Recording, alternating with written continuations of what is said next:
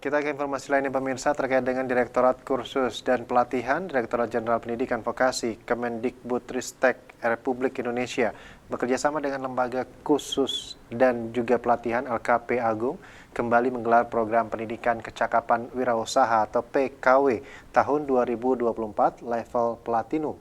Program pendidikan kecakapan wirausaha level Platinum ini diikuti oleh 40 peserta didik dengan durasi waktu 300 jam pelajaran. Program Pendidikan Kecakapan Wirausaha atau PKW adalah beasiswa kursus dan pelatihan yang bertujuan untuk memberikan ilmu pengetahuan, keterampilan, dan menumbuhkan sikap mental wirausaha dalam mengelola potensi diri dan lingkungan yang dapat dijadikan bekal untuk berwirausaha. Hal inilah yang selalu dilakukan LKP Agung di bawah kepemimpinan Dr. Randa Ana Agung Ayu Ketut Agung MM dalam mencetak tenaga-tenaga andal dan terampil di bidangnya. Program pendidikan kecakapan wirausaha level platinum ini diikuti oleh 40 peserta didik dengan durasi waktu 300 jam pelajaran. Adapun jenis keterampilan yang diberikan yakni tata rias pengantin Bali. Asisten 2 Setda Kota Denpasar Anagung Gede Risnawan mengapresiasi kegiatan program pendidikan kecakapan wirausaha yang diselenggarakan di LKP Agung.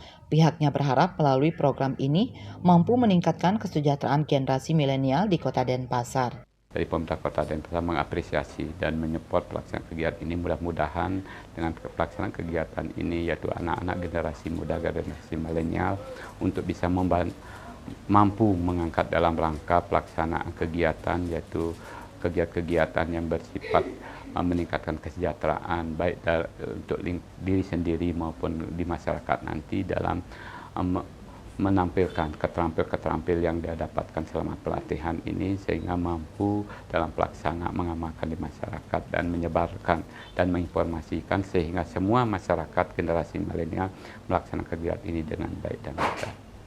Sementara itu, Kabid PAUD dan PNF, Dinas Pendidikan Kepemudaan dan Olahraga Kota Denpasar, Inyoman Handika menyatakan, peran LKP Agung dalam mencetak generasi milenial yang mampu berwirausaha patut diapresiasi.